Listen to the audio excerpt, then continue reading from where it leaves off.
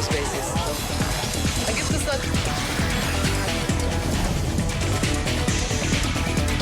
Zoom a la noticia con Andrea Bernal. Una buena tarde, bienvenidos todos a Zoom a la noticia. Ruth del Salto los acompaña en esta ocasión en lugar de Andrea Bernal. Nuestro lente el día de hoy lo enfocamos en Ecuador. El país recobra rápidamente la calma. Y aunque han sido verdaderamente días difíciles, los vamos a superar, juntos y con decisión. He firmado ya la derogatoria del decreto 883 y estamos listos para continuar el debate sobre uno nuevo, mejorado, tal como nos comprometimos. La calma ha retornado al Ecuador, eso es lo que ha anunciado el presidente Moreno después de que el mandatario firmara la orden ejecutiva con la que dejó sin efecto este polémico decreto, el 883, que eliminaba el subsidio a los combustibles. Esta medida generó manifestaciones, disturbios, actos vandálicos, hechos violentos que pusieron contra las cuerdas al presidente Lenín Moreno. En cierta manera, dicen muchos, se lo obligó a decretar un estado de excepción y toques de queda. Finalmente, el presidente ecuatoriano ha cedido a estas presiones, pese a que había reiterado que no iba a dar marcha atrás con estas medidas económicas. Moreno responsabilizó al expresidente Rafael Correa Delgado, a Nicolás Maduro, de haber propiciado la violencia y los desmanes que cobraron la vida de 8 personas, han dejado más de 1.000 millones en pérdidas materiales.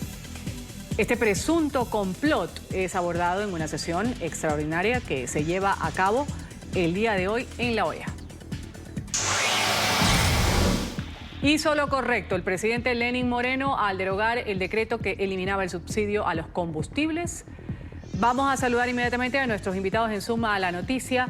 Van a responder brevemente esta pregunta para iniciar y abrir el debate. José Hidalgo, director general de la Corporación de Estudios para el Desarrollo. También está con nosotros Salvador Quispe, él es dirigente indígena, y Esteban Bernal, economista y ex asambleísta. A todos una buena tarde, gracias por estar con nosotros en Suma la Noticia. Y la pregunta está planteada a nuestros televidentes en toda América Latina que nos escuchan y a ustedes, nuestros invitados. Vamos a abrir con el señor José Hidalgo. ¿Hizo lo correcto el presidente Moreno? Buenas tardes, Ruth. Muchas gracias por la invitación. Desde el punto de vista económico, no hizo lo correcto. La medida de eliminar el subsidio a los combustibles era una medida adecuada porque permitía eliminar un gasto ineficiente y regresivo. Desde el punto de vista político, el presidente creo que no tuvo más alternativa, dada la violencia con que se alcanzó en las protestas y la posibilidad de alcanzar o de llegar a un punto en el cual ya la violencia y el caos se le fuera de las manos. Vamos ahora con la opinión del señor Quispe, dirigente indígena. Adelante, señor Quispe, con su opinión. ¿Hizo lo correcto el presidente Moreno, sí o no? En este ambiente difícil que vive el país, me parece que es un primer paso en lo correcto. Obviamente tenemos que seguir trabajando sobre lo que tiene que ver este decreto y toda la plataforma legal y financiera que necesita el país. Vamos ahora con el señor Bernal. ¿Hizo o no lo correcto el presidente Moreno? Una buena tarde. Buenas tardes, Ruth. Un saludo a los panelistas. Yo creo que avalo mucho lo dicho por José Hidalgo hace un momento.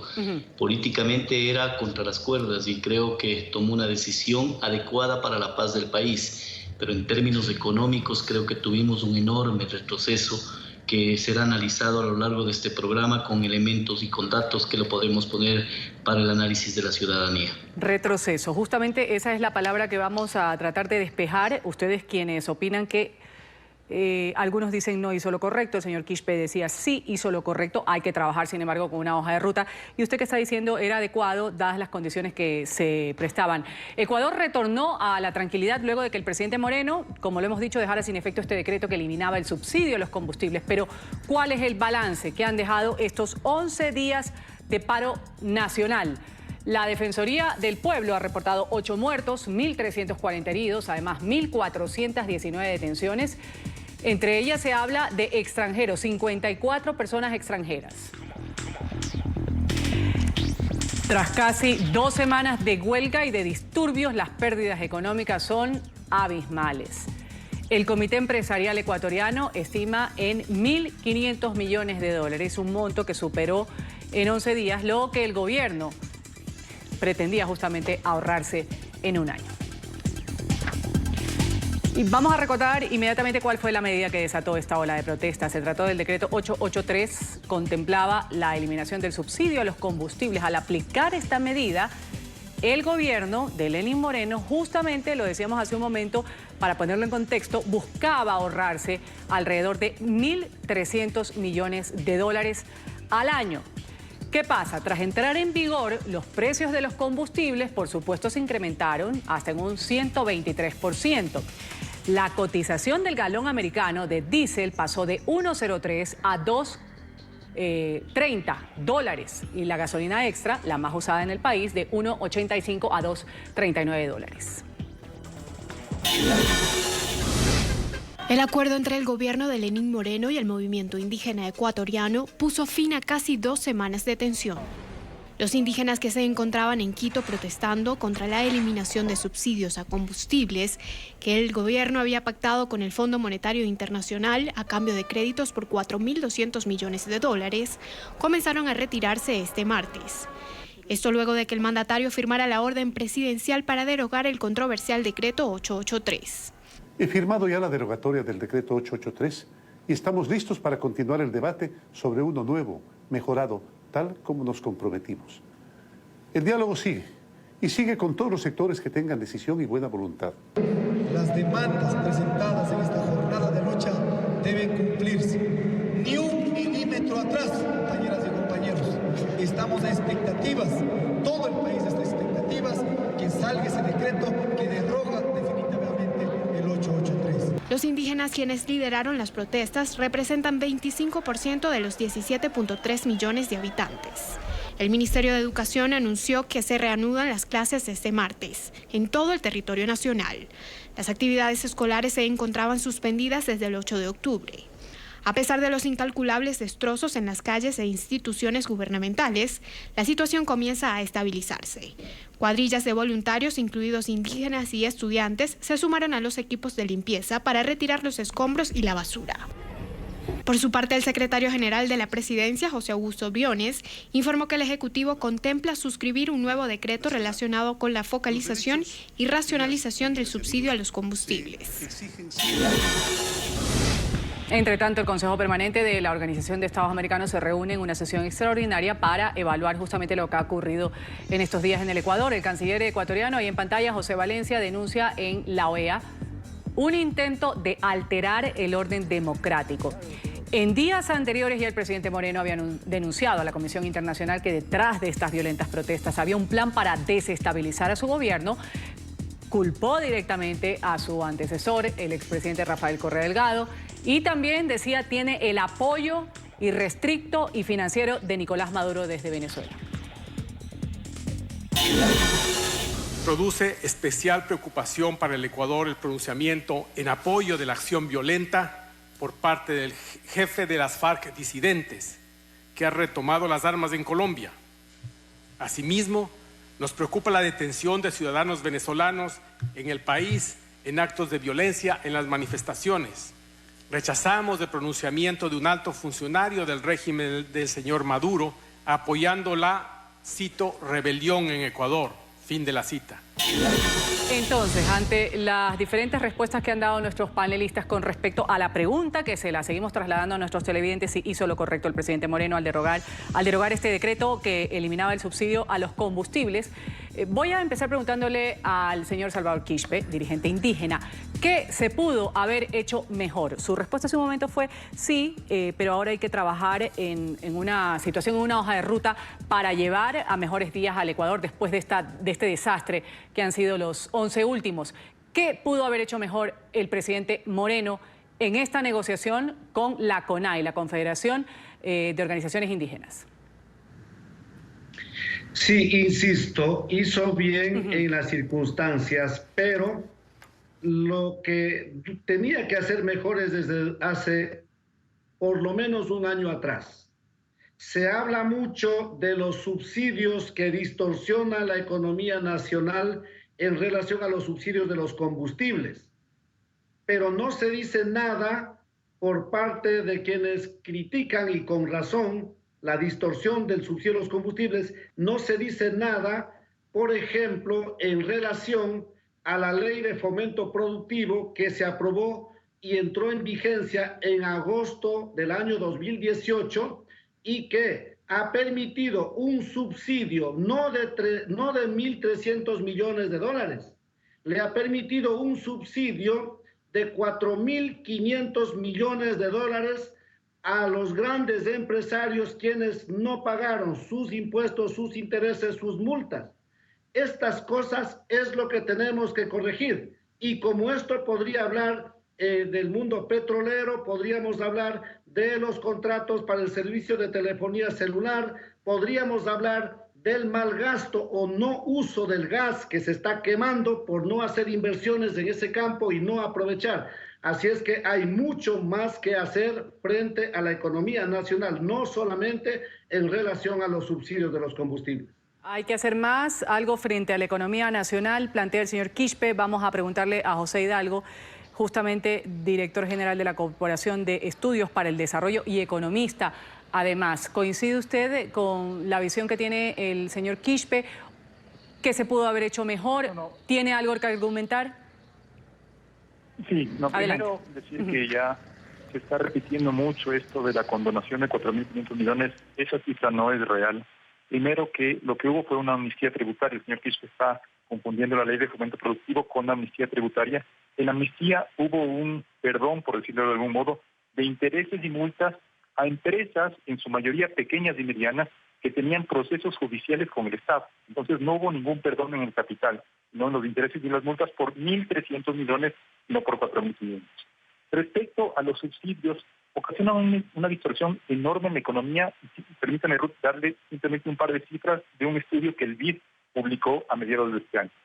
Para que llegue $1 de subsidio a la gasolina extra, al quintil más pobre de la población, el Estado tiene que gastar $20.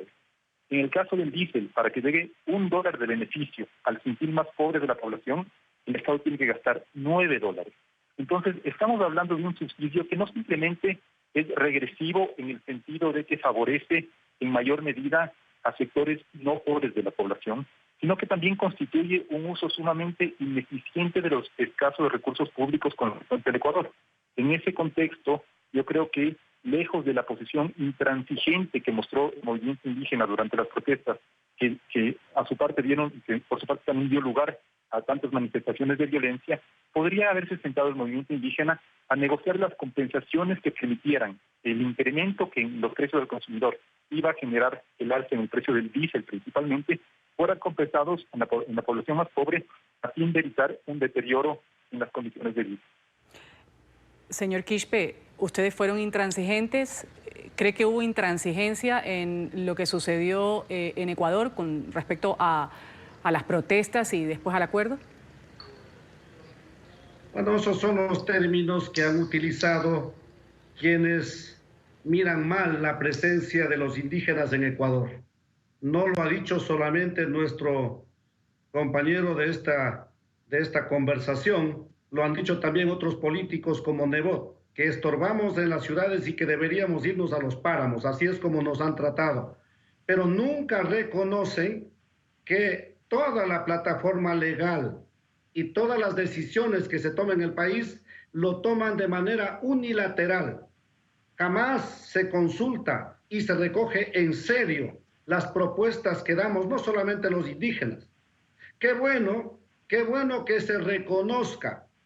Podríamos estar equivocados nosotros en el sentido de que con la Ley de Fomento Productivo no se les perdonó los 4.500 millones de dólares. Es posible que estemos equivocados en las cifras precisamente porque esconden información, pero qué bueno que se reconozca que el perdón fueron de 1.300 millones de dólares, en el mismo monto que dicen que se iba a recuperar cuando se terminan con los subsidios de los combustibles. Qué bueno que se esté transparentando al menos eso.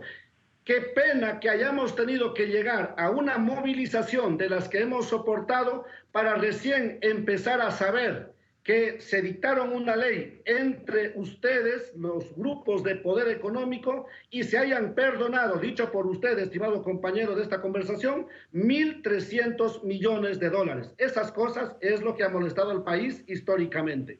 Economista Bernal, el señor Quispe dice se han tomado decisiones unilaterales, están acostumbrados a eso. ¿Usted coincide con esa visión del señor Quispe? Y también la pregunta, ¿qué pudo haber hecho mejor Lenín Moreno para evitar todo lo que ha sucedido? Mire, Ruth, yo le he escuchado con detenimiento tanto al señor Quispe cuanto al señor Hidalgo, y creo que las posturas políticas, económicas, siempre serán respetables. Yo voy a ser extremadamente respetuoso con las expresiones que vengan de cualquier lado, específicamente el señor Quispe cuando defiende, a lo que yo puedo entender, una de las más barbaries acciones que hemos tenido en los últimos años, o quizás diría yo, de nuestra historia. El problema no fue la movilización como tal, porque soy un demócrata y defiendo a ultranza el hecho de que podamos tener movilizaciones y resistencia a las acciones públicas. Así nos ha pasado, hemos estado en un lado y en otro, en un momento a favor, en un momento en contra. Pero cuando esa resistencia, producto de un involucramiento, de una intentona de golpe de Estado, genera un caos de la magnitud que tuvimos que vivir, en donde ya no solamente se reclamaba por el tema de los subsidios, sino además se amedrentaba a los ciudadanos, y no solamente en la calle, Ruth, no solamente en las instituciones públicas, se amedrentaba en las urbanizaciones privadas, en las casas, vulnerando la privacidad, agarrando palos y diciendo que no podrán entrar a las urbanizaciones privadas, y, reitero, amedrentando a los ciudadanos. Eso creo que no tiene ninguna connotación histórica, y lógicamente la vinculación que tuvo en ese momento los dirigentes del paro no tuvo la consecuencia necesaria. Haré alusión a lo que mencionó hace un momento. Recuerde que yo fui legislador de la República por el otro movimiento, por el movimiento Creo, pero lo que le voy a hacer es un símil de lo que acaba de mencionar. Digo esto porque se refirió al alcalde Nebot, que pertenece a otra tienda política, pero le debo decir que mencionaba al señor Quispe que les habían insultado al decir que regresen al paro. Me parece desatinada la actitud del alcalde Nebot, por supuesto, pero yo pregunto, ¿haremos un mea culpa en donde el dirigente máximo de la CONAIE le insultó de una forma soez al presidente de la República de manera pública, y eso no reconocemos como un error? Le dijo al patojo, y me omito los términos por respeto a la audiencia de NTN, pero fíjese usted en los niveles en los que hemos caído. Por esa razón, Ruth, yo creo que hay mucho más que hacer por el Ecuador, muchísimo más, y ese muchísimo más quizá venga en este proceso de consenso entre todos los sectores. El sector indígena, el sector social, el sector de transporte, también los empresarios. Olvidémonos de esa época en la cual estigmatizaron a quien produce como un cáncer de la sociedad, que fue la época de Rafael Correa, que nos involucró en este lamentable hecho. Señor Quispe, ¿qué responder a esto? Si bien es cierto, no es para echar leña al fuego, porque ya esto, quien pensaba que era un partido de fútbol en donde iban a haber ganadores y perdedores en el Ecuador, se equivocó. Aquí lo que ha habido es una pérdida para todos los ecuatorianos y ha ganado una tregua que se ha dado finalmente con el presidente Moreno. ¿Qué decir a estos argumentos faltos de respeto que se han dado de lado y lado, y del lado de la CONAIE también hacia el presidente del Ecuador? Y por supuesto, cuando decía y señalaba el señor Bernal, estaban algunas personas que decían representar al movimiento indígena con palos, piedras, evitando que la gente desarrolle su vida normal y agrediéndolos además. Mire, evidentemente en un contexto de movilización se han presentado una serie de situaciones desagradables, lo reconocemos, muchos de ellos posiblemente venidos de esas circunstancias de parte de nuestros compañeros, y muchos de esos venidos de sectores que nada tenían que ver con la movilización indígena, que ya ustedes en el antecedente señalaron quienes querían involucrarse, no pudieron, quisieron involucrarse con otros propósitos, no pudieron, pero todo esto pudo haberse evitado. A eso tenemos que llegar a evaluar. Todo esto debía haberse evitado. Señor ¿Y cómo Quispe, pudo haberse evitado? ¿Quiénes se envolvieron en los ponchos de los indígenas? Ustedes lo dijeron hace un momento ya. habían intereses políticos de otros sectores quienes quemaron, por ejemplo, la Contraloría, que no son nuestras madres y nuestros padres que vivimos en los campos, no tenemos ninguna preocupación de lo que pueda haber en la Contraloría. Quienes tienen preocupaciones de lo que puede existir en la Contraloría son los que han gobernado mal y les pesa su conciencia de que por esos errores y las pruebas están ahí los expedientes en la Contraloría. O sea, en este caso, lo que nosotros decíamos, el gobierno anterior, dice usted, lo que nosotros decíamos era, replicábamos los señalamientos que hizo el gobierno de Lenín Moreno. En este caso, pues decía, fue seguidores del correísmo, financiados también por Nicolás Maduro. ¿Ustedes coinciden con eso? ¿Tienen pruebas para determinarlo así? No tenemos pruebas. Nosotros hemos estado en Quito movilizados cuando vimos toda esa forma de boicotear la movilización indígena. Nosotros tuvimos que replegarnos a la Casa de la Cultura y esperar. Felizmente para el día domingo ese boicot pasó y el domingo pudimos cumplir con la reunión y ahora hemos dado un paso hacia adelante. Pero insisto, no debimos haber llegado a la movilización. Si es que los gobiernos de turno y toda la clase política que controla el poder político y económico del país hubiesen hecho las cosas bien, con respeto, pensando en todos los ecuatorianos y no solamente en sus intereses particulares, seguro que ni siquiera hubiese habido la intención de movilizarnos. No tenemos que mirar el problema que se da como consecuencia de, tenemos que evaluar las causas y si no se corrigen esas causas, quién sabe, pronto volveremos a una situación de esa naturaleza. Por lo tanto, estos hechos que acabamos de soportar, de vivir, tiene que servir de lección para todos, sobre todo para quienes tienen la posibilidad de tomar decisiones en el orden político, en el orden económico, en el orden ambiental.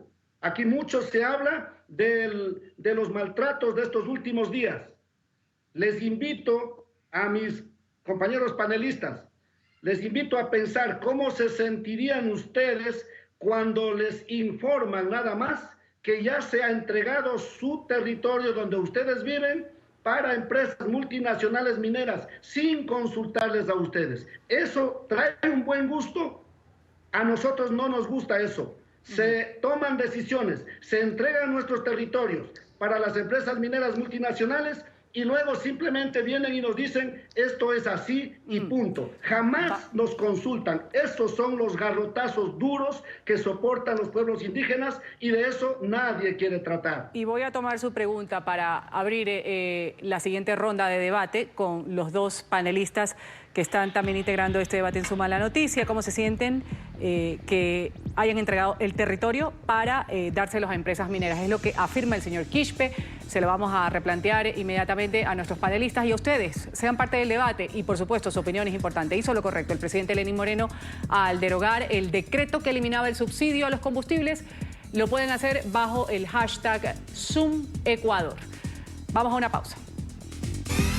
Continuamos con el programa Suma la Noticia. La Comisión Interamericana de Derechos Humanos ha denunciado el uso excesivo de la fuerza por parte de agentes de seguridad durante estos 11 días de protestas antigubernamentales en el Ecuador. A través de un comunicado, la CIDH ha calificado de represión desmedida la actuación de los uniformados para contener a los manifestantes. Y sobre las agresiones a medios de comunicación y periodistas durante las protestas, Fundamedios ha hecho un balance. Según esta ONG, se presentaron 109 agresiones contra 131 comunicadores. Fundamedios señala que los ataques contra la prensa se han registrado en 11 de las 24 provincias de todo el país. El informe además indica que las agresiones a los periodistas llegaron desde diferentes sectores de la sociedad.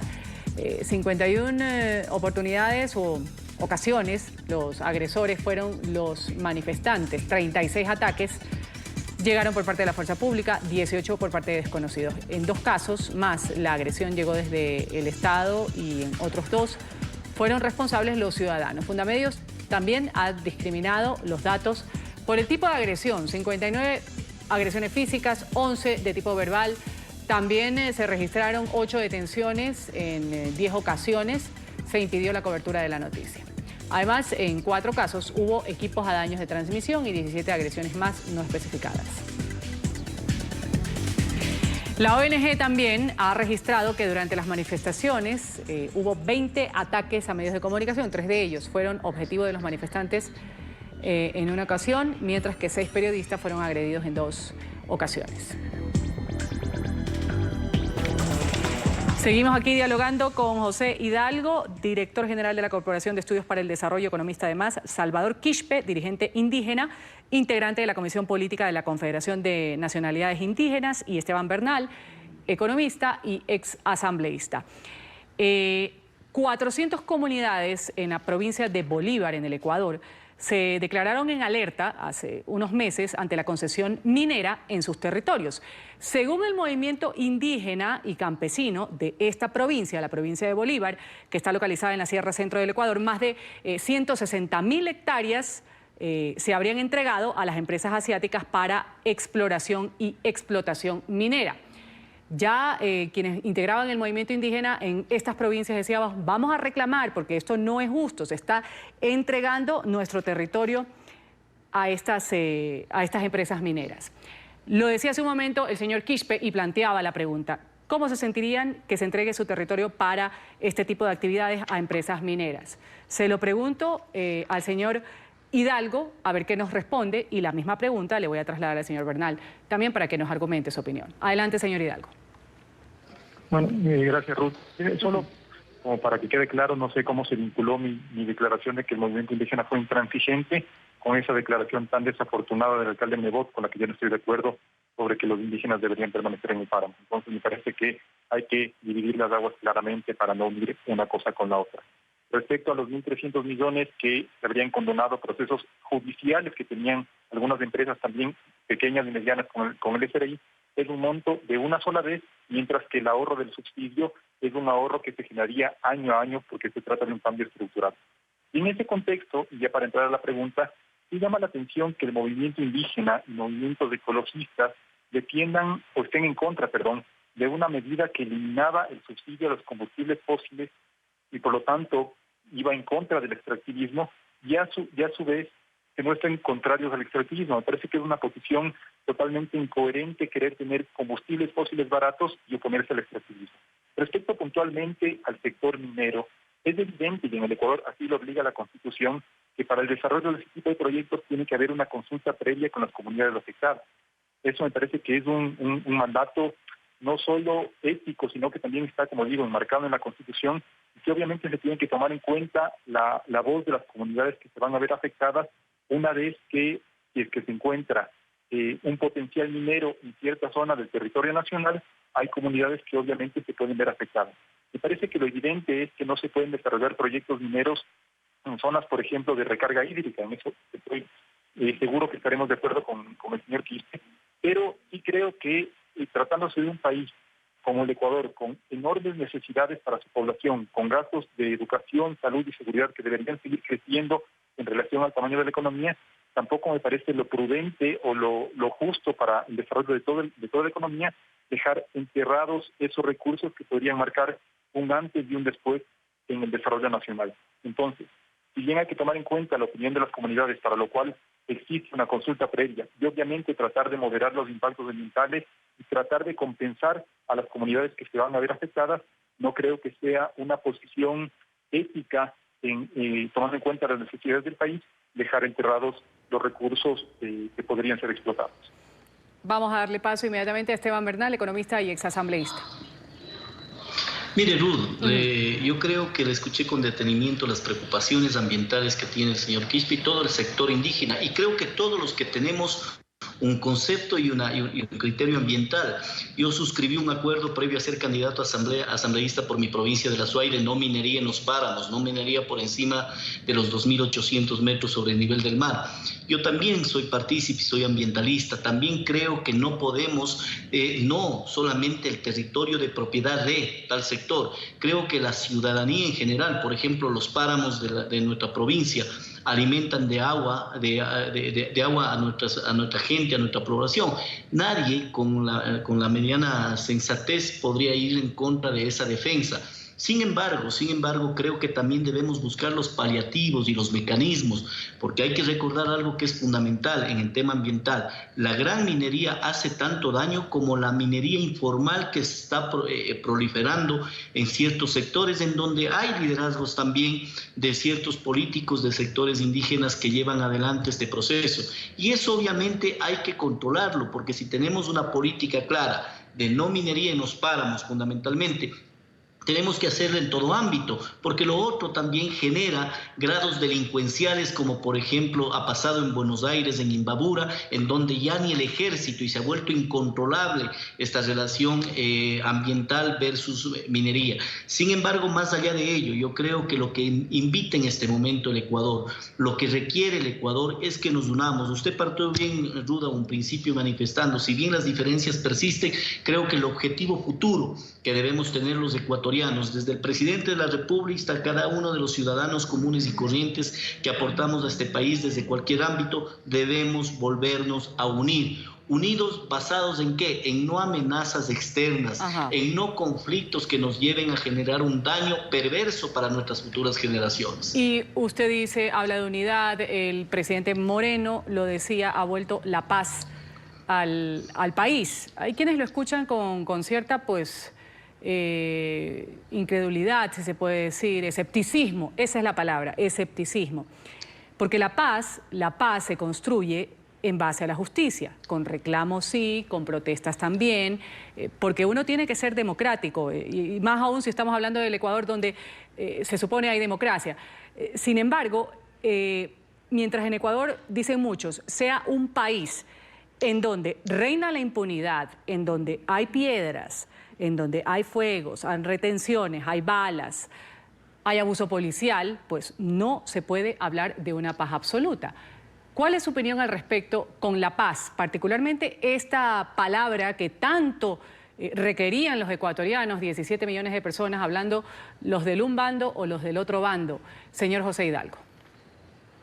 Bueno, realmente creo que estamos en una paz bastante tensa. Lo que vivimos en los últimos días, principalmente quienes vivimos en Quito, fue una situación de caos y de anarquía total en la cual los ciudadanos tuvimos que juntarnos entre nosotros para tratar de hacer frente a hordas delincuenciales que, aprovechando las protestas en contra de la eliminación al subsidio de los combustibles, hicieron lo que quisieron con no solo los bienes públicos, sino también los bienes privados.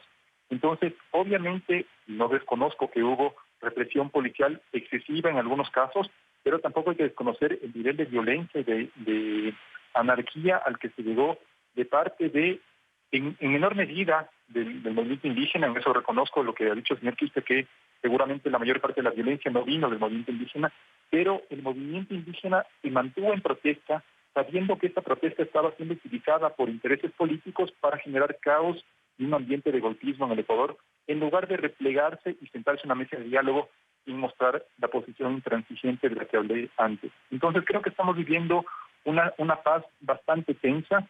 Hemos visto de lo que son capaces estos movimientos organizados, porque hubo una clara coordinación a nivel, al menos de Quito, para ocupar distintas zonas de la ciudad y bloquear bastantes rutas y atacar distintos puntos de manera simultánea. Entonces, me parece que la paz tiene que venir, obviamente, por un diálogo en el cual cedan las dos partes, y tomando en cuenta lo que fue el origen de todas estas protestas, que fue la eliminación del subsidio de los combustibles. Creo que es importante tomar en cuenta, por un lado, la crisis fiscal que atraviesa el Ecuador, que es la que dio lugar a esta decisión del gobierno. Por otro lado, la regresividad de los subsidios que, insisto, favorece en mayor medida a sectores no pobres de la población. Y en ese contexto, espero que el sector indígena, que obviamente representa en gran parte a los sectores no favorecidos de la población, tenga la madurez suficiente para negociar con el gobierno medidas de compensación que permitan, a la vez que se eliminan los subsidios tan ineficientes, compensar y evitar un golpe o un deterioro en la calidad de vida del sector indígena. Vamos a regresar inmediatamente luego de la pausa con Salvador Quispe y Esteban Bernal y sus reflexiones sobre la paz que tanto anhela el Ecuador, la que dice Moreno ha retornado. Vamos a agradecer, por supuesto, a José Hidalgo, en este momento nos tiene que dejar ya en este debate de Suma la Noticia, director general de la Corporación de Estudios para el Desarrollo y economista. Gracias, señor Hidalgo, por haber participado estos minutos en Suma la Noticia. Muchísimas gracias a usted. Corte comercial y por supuesto invitamos a opinar a nuestros televidentes en las cuentas de Twitter que aparecen ya en pantalla. Hizo lo correcto el presidente Lenín Moreno al derogar el decreto que eliminaba el subsidio a los combustibles. Opine bajo el hashtag Zoom Ecuador. Seguimos en Suma la Noticia debatiendo con Salvador Quispe, dirigente indígena, integrante de la Comisión Política de la Confederación de Nacionalidades Indígenas, y también nos acompaña Esteban Bernal, economista y exasambleísta. Economista Bernal, ¿qué se necesita para que llegue la verdadera paz al Ecuador y que no vuelvan a ocurrir este tipo de hechos lamentables que se vivieron durante 11 días? Bueno, una aspiración sana de todos los ecuatorianos de que jamás volvamos a vivir esta barbarie que tuvimos durante 11 días, eso sin duda. Mire, no creo que estamos en una paz duradera todavía. Hay que entender que están tensiones alrededor de todo esto. Y eso obviamente tiene que disminuirse basado en varios elementos. El primero, que se respete un Estado de Derecho. A cuenta de una movilización no podemos condicionar al Estado de Derecho, no al gobierno, no a Lenín Moreno, no a los ministros, me estoy refiriendo al Estado de Derecho que tenemos los ecuatorianos. Es decir, si se judicializa los actos vandálicos, tiene que ser respetado por los sectores sociales, sectores indígenas. No podemos permitir que ese Estado de Derecho, que es el único llamado a precautelar la libertad de las sociedades en este mundo, sea vulnerado por el simple hecho de decir no van a juzgar a nadie, dejemos libre a la gente. No, tiene que juzgárseles a quienes generaron actos vandálicos, y si fueron de sectores que son vulnerables y que por los hechos emocionales generaron esos actos vandálicos, tienen que ser juzgados. Eso va a permitir que el resentimiento que se generó entre ecuatorianos en estos últimos días vaya amilanándose, que bajemos un poco las tensiones. Finalmente, Rudy, yo creo que el presidente Moreno tiene una disyuntiva sobre la cual va a caminar en los próximos años que dure su mandato. Primero, creo que tuvo un debilitamiento fuerte en términos políticos y ha generado un grado de estabilidad institucional. Lamentablemente no ha ganado nadie en este país. Yo creo que todos perdimos. Lo que aspiraríamos es que la democracia que la representa cada una de las autoridades electas en este país, desde el nivel de gobierno hasta los niveles parroquiales, todos tenemos que garantizar el Estado de Derecho y garantizar la democracia. Por ello necesitamos que se camine hacia un diálogo serio para encontrar un mecanismo que le permita, Rudy, estimado Salvador, encontrar un camino que nos permita salir de la grave crisis económica que tenemos. Nuestro déficit financiero bordea los 12.000 millones de dólares. Por lo tanto, el no generar un nuevo decreto, lo único que le permitiría al Ecuador intentar salir de esto es nuevamente el endeudamiento público, que es igual de perverso que lo que hemos hablado aquí el día de hoy. ¿Cómo hacemos este decreto que quede bien para todas las partes, señor Quispe? Mire, ese decreto tiene que estudiarse y esperemos que salga bien. No puedo yo este rato adelantar particularidades, pero yo sí quiero señalar. Estoy de acuerdo que tenemos que respetar el Estado de Derecho. Nunca hemos estado en contra de aquello. Pero le pregunto a la sociedad ecuatoriana, a la clase política ecuatoriana, cuando cambiaron las deudas privadas, hicieron que eso se convierta en deuda pública, en el año 81-82 con el presidente Hurtado, ¿eso es respetar el Estado de Derecho? Cuando se llevaron los recursos de los depositantes, cometieron esto del feriado bancario y les quitaron los recursos de los depositantes, ¿eso es respetar el Estado de Derecho? Cuando aprobaron la ley de fomento productivo el año pasado y le perdonan, dicho por el señor Hidalgo, 1.300 millones de dólares que le pertenecía al pueblo ecuatoriano. ¿Eso es respetar el Estado de Derecho? Bueno, ahí están por favor, algunas inquietudes. Eso es lo que necesitamos corregir. Corregido esto, respetando el Estado de Derecho en todo, entonces empezaríamos a caminar por el camino de la paz. Mientras sigan violando el Estado de Derecho, todo el tiempo, siempre habrá una reacción del pueblo ecuatoriano. Gracias, señor Quispe, por sus inquietudes lanzadas. Vamos aquí a hacer una última pausa, ya regresamos enseguida. Nos acabó el tiempo del debate. Salvador Quispe, dirigente indígena, muchas gracias por haber estado aquí en Suma la Noticia. Y por supuesto, Esteban Bernal, economista y ex asambleísta, también. A los dos, una buena tarde de martes. Gracias. Soy Ruth del Salto, hasta aquí Suma la Noticia. Feliz jornada para todos.